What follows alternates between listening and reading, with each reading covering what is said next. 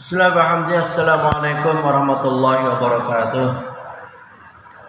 Alhamdulillah wa kafa wa salamun ala ibadil ladzina istafa. Asyhadu an la ilaha illallah wahdahu la syarika lah wa asyhadu anna Muhammadan abduhu wa rasuluhu la nabiyya ba'dah.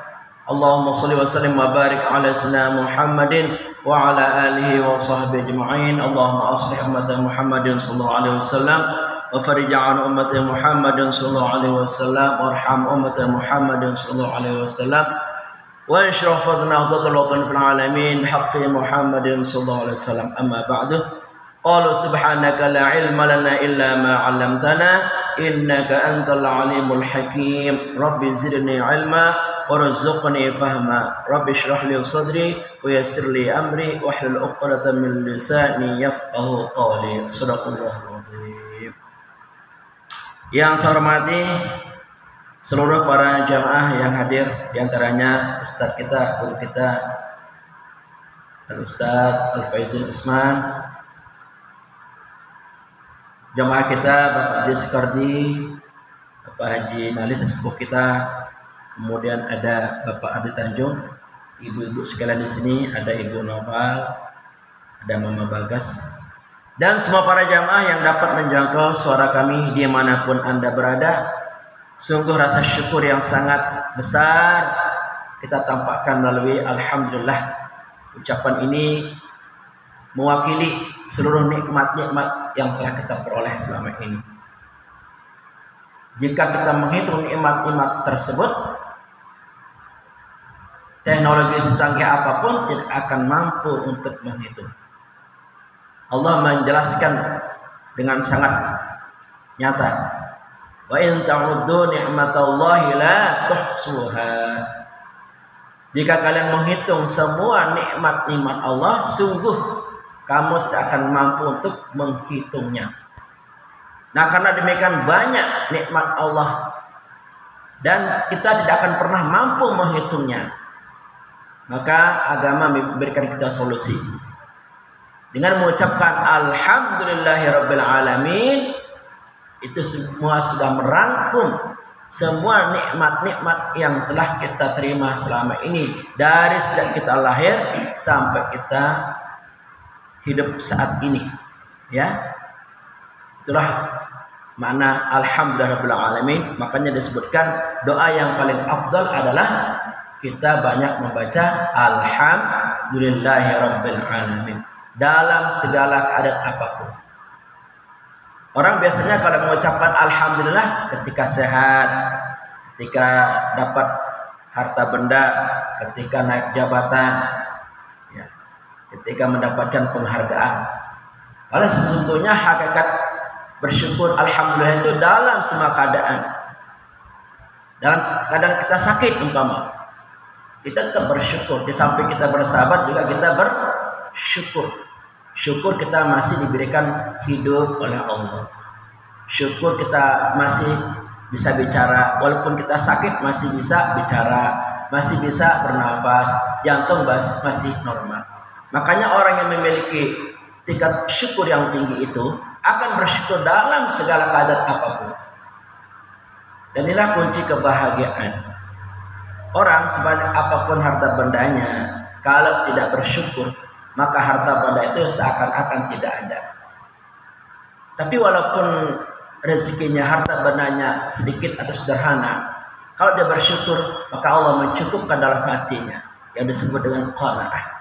Nah, ini pentingnya kita mengaji, diingatkan kita oleh guru-guru kita agar pandai-pandai bersyukur. Karena nikmat Allah itu tidak akan pernah putus diberikan kepada kita selama kita masih hidup. Nah, pada kesempatan kali ini kita akan melanjutkan tematik Al-Quran kita, sifat Allah dalam Asmaul Husna yang ke-57, yaitu Al-Muhsi. Apa jamaah? Al-Muhsi. Semoga kita bersabar. Ya. Al-Muhsi ini kalau kita maknakan sebagaimana yang disebutkan oleh Al-Imam Al-Ghazali. Al-Muhsi itu artinya mengetahui dengan menghitungnya. Kalau alim itu maha mengetahui. Sedangkan al-muhsi dia sampai mengetahui juga menghitungnya. Apa yang dihitung, apa yang diketahui, segala-galanya. Allah mengetahui isi laut beserta ikan-ikannya, beserta jumlahnya. Allah mengetahui isi bumi dan dapat menghitung semua benda-benda yang ada. Ya. Kemudian benda-benda langit, komponen-komponen yang ada dalam tubuh kita, kita mungkin tahu diri kita mengenal diri kita, tapi kita tidak pernah menghitung berapa komponen-komponen yang ada dalam tubuh kita. Komponen-komponen yang ada dalam tubuh kita pun berlapis-lapis. Ada jasmani, ada rohani. Dalam jasmani saja, kata ahli, ini Ustaz Al-Faizul Usman ngerti, katanya kalau diure ini komponen-komponen tubuh kita dari bumi ini sampai langit itu akan sambung menyambung. Kalau diure satu persatu nih, komponen-komponen yang ada dalam tubuh kita, sel-sel kita, daging kita, isi perut kita, yang terkecil sampai yang besar-besar, kalau disambung menyambung, itu komponen tubuh kita ini sampai ke langit. Nah, demikianlah betapa besarnya ciptaan Allah pada manusia. Maka pantaslah Allah seringkali mengetuk akal kita, hati kita, agar menggunakan akal pikiran kita. Wa fi anfusikum afala tubsirun. Pada dirimu ada kekuasaan Allah, maka hendaknya kamu memperhatikan. Dalam dirimu ada ciptaan Allah yang hebat. Apakah kamu tidak memikirkannya? Apakah kamu tidak memperhatikannya? Apakah kamu tidak menelitinya? Nah, itu. Jadi memancing kita untuk menggunakan akal yang cerdas ini untuk melihat dan mengurai ciptaan Allah yang demikian luas. Kita hanya mengetahui sebagian kecil ciptaan Allah, dan kita pun tidak mampu untuk menghitungnya. Sedangkan Allah SWT, Dia maha mengetahui dan mampu menghitung jumlah-jumlahnya. Dalam Al-Quran tidak disebutkan kata-kata muhsi, tapi disebutkan dalam bentuk fi'il madhi. Nah, salah satunya adalah di surah Yasin ayat yang ke-12. Surah Yasin itu adalah surah yang ke-36. Jumlah ayatnya adalah 86 ayat. Dia berada pada 2 juz sekaligus, yaitu juz 22 dan juz 23. Juz 22 dari ayat 1 sampai 21.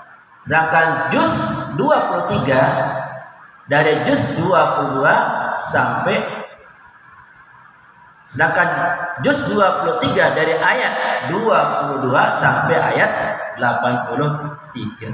Alhamdulillah, otak kita diisi terus ini dengan ilmu-ilmu Al-Quran. Sebaik-baik ilmu adalah Al-Quran. Semulia-mulia ilmu adalah Al-Quran. Maka kita jangan sampai bosan, jemu untuk mempelajari Al-Quran. Karena Al-Quran itu petunjuk hidup kita, pedoman hidup kita yang akan menuntun kita ke jalan yang lurus sebagaimana yang dilalui oleh para pendahulu kita, dari para nabi, para rasul, waliullah dan ulama-ulama kita yang soleh. Surah Yasin ayat ke-12 ini kita hafal insyaallah karena sering kita baca. Dan perlu diketahui, ternyata surah Yasin itu banyak mengandung manfaat. Ya, bisa kita baca minimal sekali, atau kita tambah 3 kali, ya, atau kita tambah 7 kali. Ya, tergantung kualitas, tergantung kesulitan, tingkat kesulitan yang kita alami. Kalau kesulitan kita berat, masalah kita banyak, ya mungkin kita baca 3 kali. Atau mungkin lebih berat dari itu, hutang-hutang kita nggak lunas. Nah ini intinya ya, coba ditambah 7 kali. Kita baca malam hari umpama. Coba kita rutinkan ini, ya. Daripada kita pusing dengan masalah-masalah kita, dengan kesulitan kita, mari kita tenangkan diri dengan Al-Quran. Karena Quran itu mukjizat kalam Allah, pasti akan memberikan solusi, memberikan jalan keluar terhadap segala persoalan hidup kita. Ada yang sampai mengamalkan surah Yasin sampai 41 kali, wah itu luar biasa. Nah saking hebatnya surah Yasin ini, Nabi pun memerintahkan, Iqra'u Yasin ala mautakum. Bacalah surah Yasin kepada orang yang akan mati atau orang yang telah mati. Ketika orang mengalami sakaratul maut, bacalah surah Yasin. Dengan surah Yasin ini andai kata memang ajalnya akan diambil oleh Allah, ya kita mohon dengan surah Yasin itu ajalnya keluar dengan mudah dan cepat, tidak menyakitkan orang tersebut. Andai kata dengan surah Yasin itu sembuh, maka kita mohon kepada Allah agar penyakitnya disembuhkan. Nah begitu. Dan alangkah beruntungnya kita kalau kita punya anak-anak yang soleh ya, mereka akan membacakan kita surah Yasin di dekat telinga kita. Ya, alangkah beruntungnya kita kalau punya anak yang soleh dan soleh. Anak-anak kita yang membacakan kita Yasin. Kalau kita meninggal nanti, anak-anak kita yang mengurus jenazah kita, ikut memandikan kita, ikut menyolatkan, bahkan jadi imam, ikut mengantarkan ke kubur, ya, masuk ke liang kubur. Demikian. Makanya kita selalu berdoa kepada Allah ini, ya, kita mohon agar kita diberikan anak yang soleh dan solehah. Itu harta kita sesungguhnya. Kalau kita memiliki anak yang soleh, secara otomatis mereka akan mendoakan kita nanti. Bila kita telah tiada, mereka akan mengingat jasa-jasa kita dan mendoakan kita. Makanya jamaah sekalian, utamakan anak-anak kita ini ilmu agamanya betul-betul ditanamkan dari kecil. Didisiplinkan itu sholat berjamaahnya, didisiplinkan itu ngajinya, didisiplinkan ya ibadahnya, akhlaknya. Ya, memang ini berat. Ya bagaimanapun ini merupakan tugas kita, tanggung jawab kita. Tapi ketika anak itu menjadi anak yang soleh karena kita sebagai orang tua betul-betul membinanya dengan tanggung jawab kita yang tinggi, yang besar, maka anak itu akan membela kita, anak itu akan mendoakan kita. Nah demikian. Makanya anak itu jangan terlalu dimanja dengan berbagai macam fasilitas sehingga tidak mengerti hakikat kehidupan ini. Mari kita sebagai orang tua jangan pernah bosan, ya, mengarahkan, mengingatkan anak kita agar fokus dalam menggali ilmu agama. Karena dengan ilmu agamanya inilah anak-anak kita akan menjadi pelanjut generasi yang soleh dan solehah, menjadi pemimpin di masyarakat, pemimpin dan bagi agama dan bangsa kita. Mudah-mudahan demikian harapan kita. Mari kita lihat surah Yasin ayat ke-12. A'udzu billahi minasy syaithanir rajim. Bismillahirrahmanirrahim. Inna nahnu nuhyil mauta wa naktubu ma qaddamu wa atharahum wa kulla syai'in ahsaynahu fi imamin mubin. Pada kata ahsayna ini bentuknya fi'il madhi, ahsa. Kalau tadi yang al-muhsi itu bentuknya isim, ya, isim.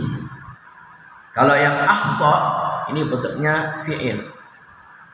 Dalam gramatika bahasa kita namanya kata kerja, ya. Bentuknya past tense bahasa Inggris. ahsayna, kami telah mencatat. Kami mencatat. Demikian.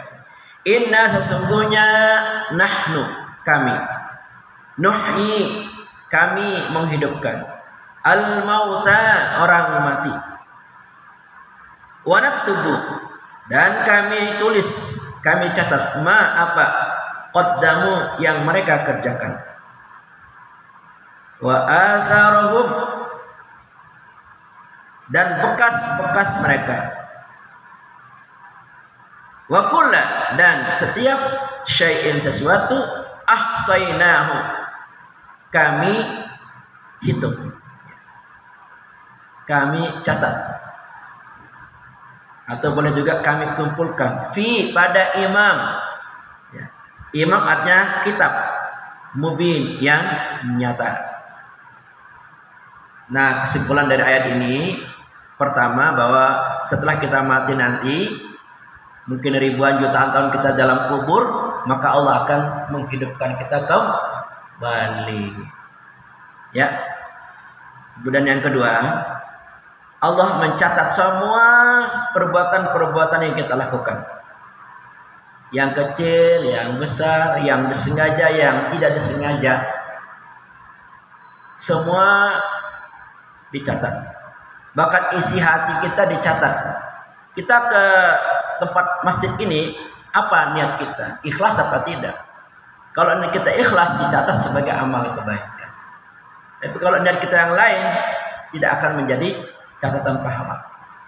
Wa atharahum, dan kami mencatat bekas-bekas peninggalan mereka, akan menjadi amal catatan pahala. Umpama kita punya sesuatu, kita sedekahkan, umpama kita sedekahkan Al-Quran, maka Al-Quran itu akan menjadi pahala yang tercatat mengalir kepada kita. Andai kata kita meninggal, maka Quran yang kita tinggalkan itu akan menjadi pahala yang terus mengalir. Ada orang membuat masjid, membangun masjid, dan mewakafkan tanahnya untuk kepentingan umat Islam. Maka selama masjid itu dipakai untuk ibadah kepada Allah yang ditinggalkan, maka akan mengalir pahalanya, menjadi catatan pahala amal jareh untuk yang meninggal dunia. Kalau bisa sini kita berharap, gak apa-apa kita berharap ya. Setiap kita ya bisa membuat sebuah masjid, membangun sebuah masjid. Bisa jamaah ya. Kalau duit kita banyak, cukup miliaran, umpama ratusan juta, miliaran, kita bangun sebuah masjid. Itu sebagai amal jareh kita nanti. Ya, kita niat aja seperti itu. Kalau nggak bisa, minimal kita nyumbang untuk pembangunan masjid, ya, untuk operasional masjid, ya, semampu kita, ya.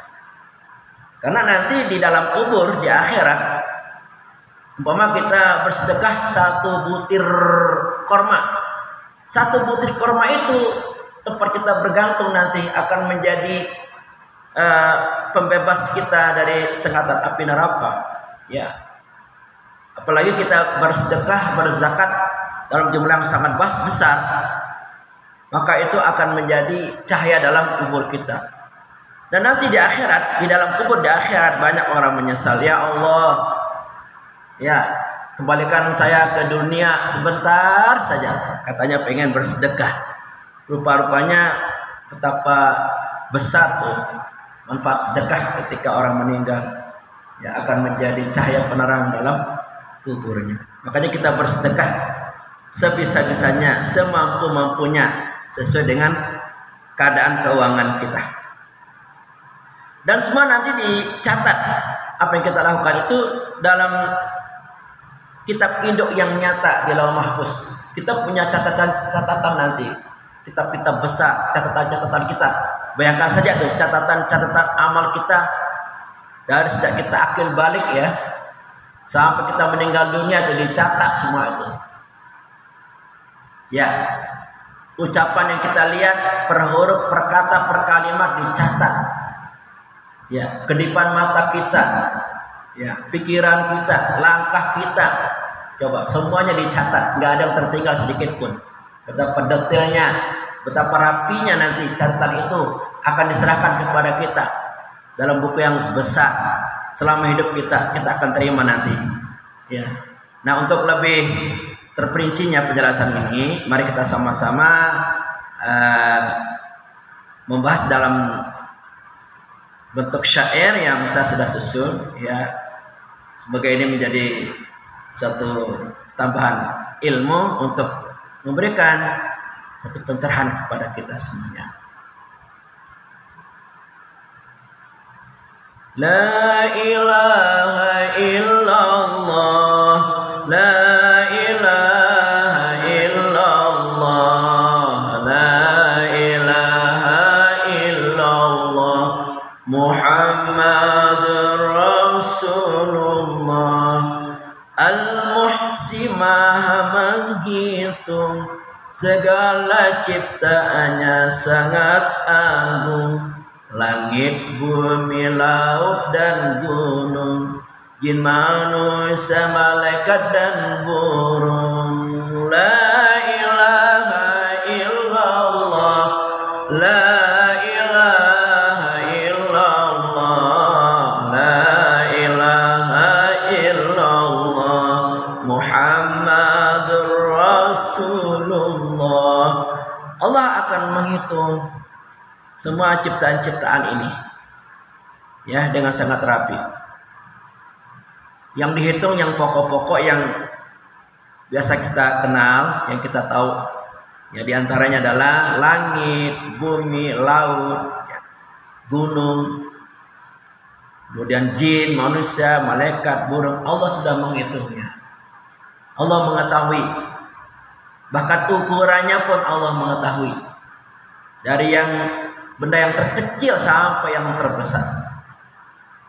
Semua Allah sudah mengetahuinya dan telah menghitungnya. Tidak ada yang tertinggal sedikit pun. Ya, yang namanya Allah, orang Dia yang buat segala-galanya, tentu Dia mengetahui. Ibarat Profesor B.J. Habibie dulu, ya, pakar pesawat terbang, ya, pencipta pesawat terbang. B.J. Habibie itu pasti tahu betul detail-detailnya, ya, mesin-mesinnya dari yang kecil sampai yang besar, ya, pasti tahu karena dia yang buat, ahlinya, ya, ahli teknologi pesawat, ya. Demikian juga Allah, lebih dari itu, karena Dia yang menciptakan alam semesta ini, ya, Dia mengetahui semuanya, seluruhnya, ya, jadi tidak ada yang tertinggal. Makanya hati-hati kita jamaah nih. Dalam tindakan kita nih, Allah menghitung semuanya. Kalau yang kita lakukan ini mengandung kebaikan, nah, Allah menghitungnya sebagai pahala, tabungan pahala di akhirat nanti.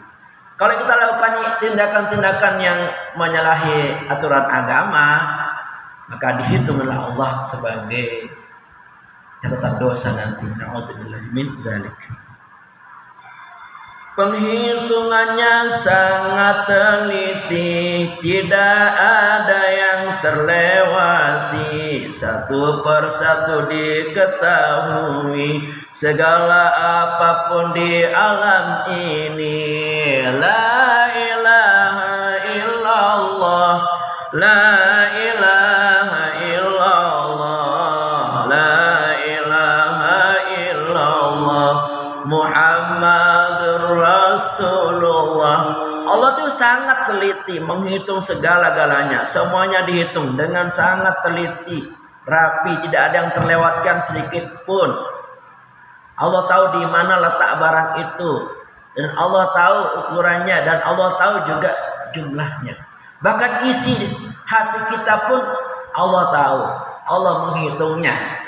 Makanya kita nggak bisa sembunyi, ya, dari pengetahuan Al-Muhsi ini, ya. Bisikan-bisikan yang menyelinap, yang jahat dalam hati itu Allah mengetahui. Makanya kalau ada bisikan-bisikan jahat, supaya Allah memaafkan kita tempat istighfar, astagfirullahaladzim, jangan sampai itu diikuti dan dijadikan sebagai panduan.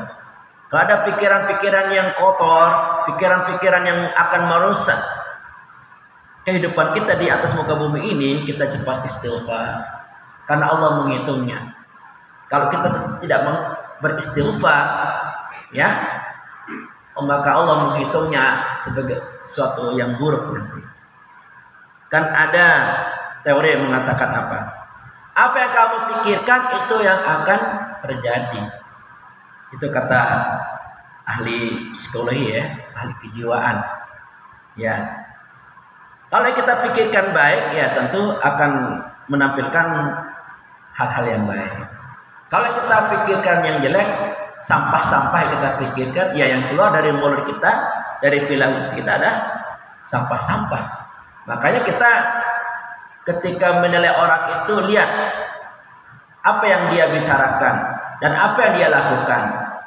Kalau yang dia bicarakan hal-hal yang kotor, itulah isi otaknya yang selama ini dikumpulkan, yang dilihat, yang dibaca, yang didengar.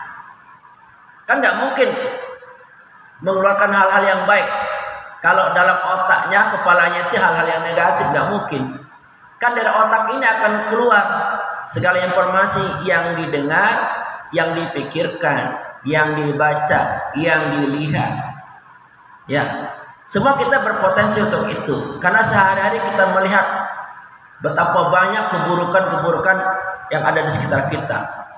Makanya kalau kita tidak berhati-hati, ya, tidak bisa memilih, ya, tidak bisa menimbang-nimbang mana yang baik, mana yang buruk, mana yang halal, mana yang haram, kita akan terjebak mengikuti pikiran-pikiran yang buruk, dan itu akan terjadi.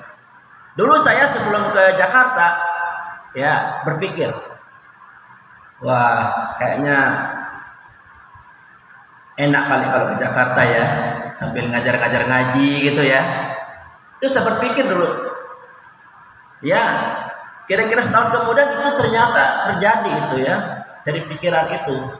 Ternyata benar saya ke Jakarta, ya, dan benar ngajar ngaji juga, betul-betul itu terjadi ya. Itu dari pikiran, ya kan?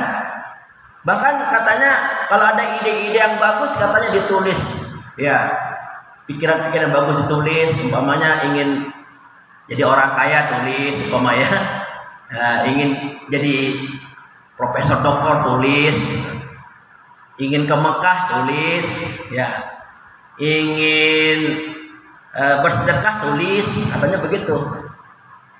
Supaya apa? Supaya yang kita tulis itu melekat di hati, di kepala kita. Setelah kita baca, kita ingin menuju ke situ. Kita tulis berapa poin. Syukur-syukur semua tercapai itu. Paling enggak 1 atau 2 tercapai, udah alhamdulillah. Maka jamaah sekalian, saya mengingatkan, jangan sekali-kali kita berpikir hal-hal yang negatif. Apalagi dalam rumah tangga kita. Orang kan sebelum bercerai, dia berpikir dulu. Setiap ada masalah selalu dipikirannya, di hatinya pengen cerai. Enggak dilawan itu, akhirnya kejadian cerai dia. Na'udzubillah, jangan sampai terjadi itu. Kan semua dari pikiran. Sebelum dia cerai dengan pasangan hidupnya, dia berpikir dulu. Nah, karena demikian seringnya berpikir tentang cerai, akhirnya apa? Tidak bisa tertahan. Timbullah emosi, jadi masalah, akhirnya apa? Berantem. Ya, salah paham. Ya kan? Adu argumentasi yang tidak sehat. Ini penting sekali jamaah sekarang mengelola, memanage pikiran kita. Ya, jangan sampai pikiran kita ini akan membuat diri kita nanti akan menjadi rusak pada akhirnya. Dan Allah menghitung itu. Kalau pikiran kita baik, Allah menghitungnya dan akan menampakkan nanti. Baik yang kita pikirkan, maka kebaikan itu akan menjadi kenyataan nanti. Nah, saya yakin jamaah, kenapa jamaah bisa hadir di tempat ini? Karena Bapak Ibu sudah berpikir. Di samping niat juga berpikir, saya pengen ngaji. Ya, pikirannya pengen ngaji. Betul jamaah? Pikiran pengen ngaji. Kalau nggak ada pikiran pengen ngaji, nggak bisa. Walaupun ada niat nih, tapi nggak ada pikiran pengen ngaji, nggak bisa. Jadi niat itu langkah awal. Setelah dipikirkan, pengen ngaji, akhirnya jadi ngaji, ya kan? Dan pikiran ini yang akan membuat kita sehat. Kalau pikirannya kotor, pikirannya buruk, badannya akan tersiksa. Betul jemaah? Itu akan mengundang penyakit nanti. Tapi kalau pikiran kita bersih, ya, hati kita baik, niat kita baik, pikiran kita bersih, karena kita yakin Allah mau menghitung pikiran-pikiran itu, maka membuat tubuh kita jadi sehat dan kuat. Ya, kuat ibadahnya, ya kan, kuat zikirnya, ya, kuat ngajinya, hal-hal yang baik jadi kuat. Melangkah ke hal-hal yang positif jadi kuat. Kenapa? Karena pikirannya itu loh, sehingga jauh dari stres, apalagi depresi. Kenapa? Karena dari pikirannya yang positif. Nah demikian. Maka dasarnya pikiran yang positif itu dengan keyakinan bahwa Allah menghitung pikiran-pikiran kita. Ketika pikiran kita positif, Allah menghitungnya sebagai suatu kebaikan dan akan ditampakkan nanti. Allah menghitung amal manusia baik buruk selama di dunia, lalu dicatat dua malaikatnya, Raqib dan Atid sangat setia. La ilaha illallah, la ilaha illallah, la ilaha illallah, Muhammadur Rasul. Nah ini terkait dengan amal manusia. Baik itu amal yang buruk, baik itu amal yang baik, akan dicatat dan akan dihitung. Tidak ada yang tertinggal sedikit pun. Yang sengaja, yang tidak disengaja, semuanya dicatat. Inilah perlunya kita banyak beristighfar. Kalau kita pikir-pikir, sesungguhnya keburukan kita, dosa kita lebih banyak daripada amal kita. Kita sholat 5 kali, tapi setelah kita sholat, kata kita nggak bisa menjaga pandangan kita, melihat hal-hal yang buruk, melihat aurat wanita seperti melihat rambut wanita, ya, melihat yang lain-lain, ya kan? Atau mungkin ucapan kita yang tidak terkontrol, menyakiti, banyak sekali kesalahan keburukan yang kita lakukan. Maka kita tidak pantas kita mengakui diri kita adalah suci, ya, diri kita adalah orang mulia, diri kita adalah orang soleh. Tidak pantas, ya, rasanya kalau kita berpikir tentang kekurangan kita, dosa-dosa kita, aib kita, ya. Maka kita diperintahkan oleh Nabi, dicontohkan kepada kita, minimal kita baca istighfar antara 70 sampai 100 kali. Nabi saja yang tidak berdosa mencontohkan kepada kita membaca istighfar setiap hari 100 kali. Apalagi kita yang banyak dosa. Mestinya kita lebih dari itu. Mungkin 200, mungkin 300, mungkin 1000, mungkin 2000 kita beristighfar. Astagfirullahaladzim, astagfirullahaladzim. Sambil betul-betul merasa bahwa kita itu berdosa. Jangan mulutnya astagfirullahaladzim, tidak ingat dosa, itu hanya kamuflase. Ya, astagfirullahaladzim. Bila sebelum tidur taubat dulu. Siapa tahu itulah tidur yang terakhir. Astagfirullahaladzim, astagfirullahaladzim. Sampai kita terbayang tuh dosa-dosa kita masa lalu. Pernah berbuat dosa sama suami, sama istri, sama anak, sama tetangga. Pernah salah bicara, ya, pernah salah langkah. Terus kita ingat dosa-dosa kita. Alangkah bagusnya sampai meneteskan air mata, ya Allah. Kalau bisa nih istighfar sambil meneteskan air mata, itu dah benar-benar taubat itu. Air mata itu akan mampu untuk memadamkan panasnya api neraka. Sekarang saya tanya jamaah, pernah nggak kita istighfar air mata kita keluar? Pernah? Pernah apa enggak? Belum. Kalau belum ya kita belajar. Ya. Kan orang nangis itu kalau kehilangan sesuatu, kehilangan duit nangis, ya. Kehilangan harta nangis, kehilangan motor nangis. Betul jamaah? Wah, kalau kehilangan harta ributnya luar biasa. Se-RT tahu tuh, ya. Tapi kalau dosanya nggak diingat, nggak pernah nangis, ya kenapa saya nggak sholat jamaah? Ya kenapa kok saya imannya tipis? Kenapa saya kok banyak berbuat dosa? Mestinya kita bisa menangis. Waliullah tuh ulama-ulama kita itu, ya Allah, mereka itu benar-benar menangis dalam sujudnya, mengingat dosa-dosanya. Kita ini kenapa ya susah sekali menangis ya? Kita ini menangis kalau yang bersifat materi hilang atau nggak ada baru kita menangis. Ya, kalau disakiti baru menangis. Tapi nggak pernah kita menangis ingat dosa-dosa kita. Ini PR buat kita jamaah sekalian. Mari kita luangkan waktu sekali-kali kita menangis dalam tahajud kita. Kita ingat dosa-dosa kita. Karena air mata itu akan sangat berharga untuk memadamkan panasnya api neraka nanti. Jadi berhati-hatilah jamaah. Mulai sekarang kita berhati-hati. Jangan pernah kita berbicara kecuali pembicaraan itu dihitung oleh Allah sebagai amal soleh untuk kita. Kalau seandainya dengan pembicaraan kita menambah dosa, mendingan diam kata Nabi. Bicaralah baik-baik atau diam.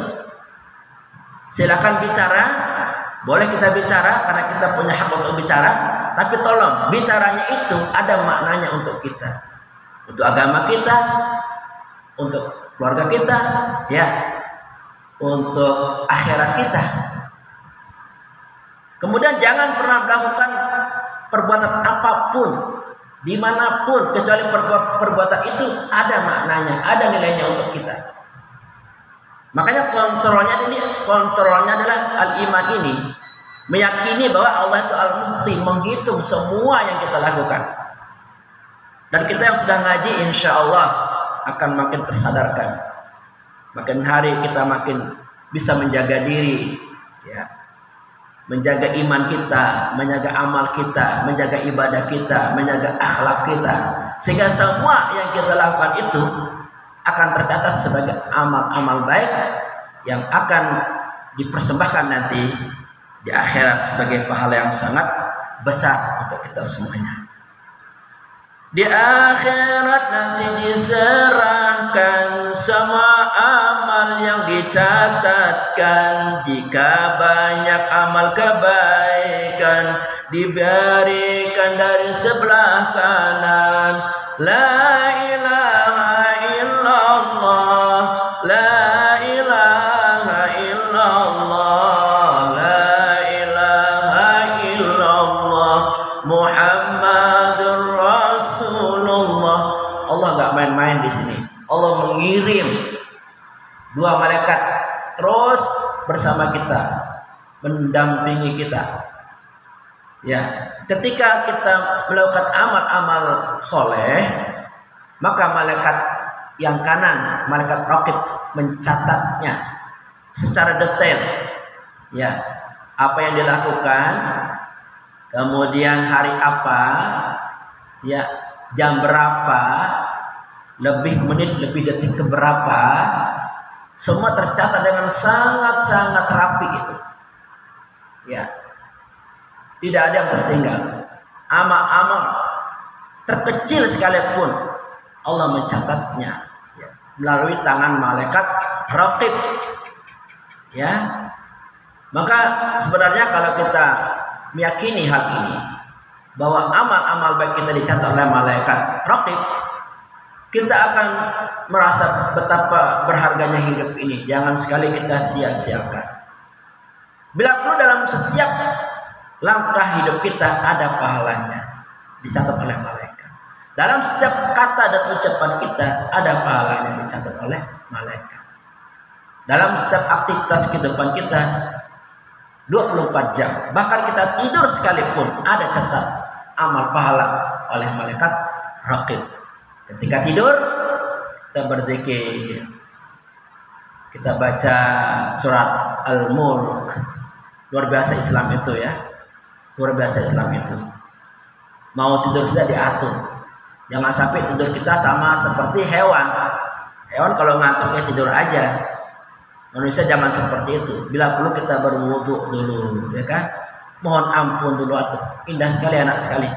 Kalau kita tidur dalam keadaan suci, ya berzikir, memohon ampun, itu tidur kita pulas. Dan insya Allah mimpi kita pun mimpi yang bagus-bagus. Andai kata malam itu adalah malam terakhir, insya Allah kita husnul khatimah. Karena kita sebelum tidur kita mengawali dengan kalimat-kalimat suci dan malaikat menjaga kita, mendampingi kita.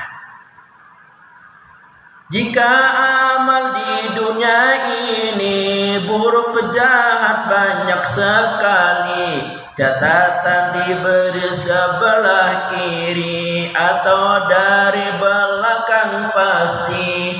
La ilaha illallah, la ilaha illallah, la ilaha illallah, Muhammadur Rasulullah. Laporan amal-amal kita nanti akan diberikan oleh Allah. Ya, kalau amal kita penuh dengan amal kebajikan, amal soleh, maka diserahkan kitab catatan amal kita itu dari sebelah kanan. Secara sopan itu diberikan. Karena kanan kan mengandung simbol kesopanan. Jadi Allah menyerahkan ini rapor, laporan catat amal baik kita. Betapa bahagianya diri kita, betapa berseri-serinya muka kita ketika kita menerima catat amal kebaikan kita dari sebelah kanan. Tapi catatan amal-amal buruk, kata Allah dalam Al-Quran, maka akan mendapatkan buku besar catatan amal buruk, amal-amal dosa diberikan dari sebelah kiri atau dari belakang. Ketika menyadari catatan dosanya diberikan dari sebelah kiri, betapa takutnya dia. Ya, mukanya langsung pucat, merunduk, nggak bisa ngomong apa-apa udah. Apalagi dikasih dari sebelah kiri, itu nggak sopan banget. Dilempar, dikasih, nih, lihat itu catatan dosa-dosa yang kamu lakukan itu. Kita mau ngomong apa? Buktinya sudah jelas di situ. Tercatat jamnya berapa, ya, menitnya berapa, yang kita lakukan dosa apa, semua akan tercatat dengan rapi dan kita akan mengalami nanti.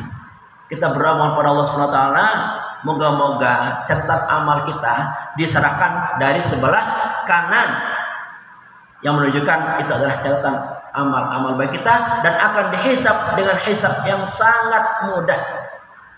Cukup dilihat orangnya, nih Ustaz Faizin, oh, orangnya soleh, kelihatan kan dari catatan udah ketahuan itu soal jamaahnya nggak tinggal, udah nggak perlu ditanya lagi, langsung silakan langsung ke surga. Tapi kalau ada orang yang sehari-hari di dunia berbuat dosa, ditanya semua itu, mengapa kamu melakukan perbuatan dosa ini? Bukankah saya sudah mengutus para nabi, para rasul? Bukankah ulama-ulama kiai di dekat rumahmu ada yang senantiasa mengajak kamu untuk datang mengaji, datang ibadah? Bukankah para muazin 24 jam mengumandangkan azan supaya kamu sholat berjamaah? Kita mau ngomong apa? Mulut kita terkunci mati, nggak bisa bicara apa-apa. Kaki, tangan, kulit kita, badan kita akan menjadi saksi terhadap perbuatan-perbuatan buruk yang kita lakukan selama hidup di dunia. Moga-moga renungan melalui sifat Allah Asmaul Husna Al-Muhsin ini menjadi alarm pengingat bagi kita selagi masih hidup. Mari kita sama-sama betul-betul dapat mengisi waktu demi waktu, menit demi menit ini untuk mengumpulkan sebanyak-banyaknya amal soleh untuk kemaslahatan dan kebaikan hidup kita dari dunia sampai akhirat. Mohon fatah, ibu saya di kampung sampai saat ini belum sembuh dan keadaannya sangat lama sekali. Karena mau pulang, mudah-mudahan ada rezekinya. Mohon doanya mudah-mudahan ibu saya sembuh sehat, ya. Karena sudah hampir 6 bulan ini tidak bisa berdiri, tidak bisa berjalan, hanya di tempat tidur, ya. Terkulai lemas. Mudah-mudahan dengan mujizat Al-Fatihah Allah mengangkat penyakit. Al-Fatihah. Bismillahirrahmanirrahim. Bismillahirrahmanirrahim. Maliki yaumiddin. Iyyaka na'budu wa iyyaka nasta'in. Shiratal ladzina an'amta 'alaihim ghairil maghdubi 'alaihim waladdallin. Terima kasih doanya, semoga Allah membalasnya. Rabbana atina fid dunya hasanah wa fil akhirati hasanah wa qina adzabannar. Rabbana atina fid dunya hasanah wa fil akhirati hasanah wa qina adzabannar. Rabbana atina fid dunya hasanah wa fil akhirati hasanah wa qina kafaratu majlis. Subhanakallahumma bihamdika asyhadu an la ilaha illa anta astaghfiruka wa atubu ilaik. Kita bersyukur kepada Allah dengan mengucapkan alhamdulillahirabbil alamin.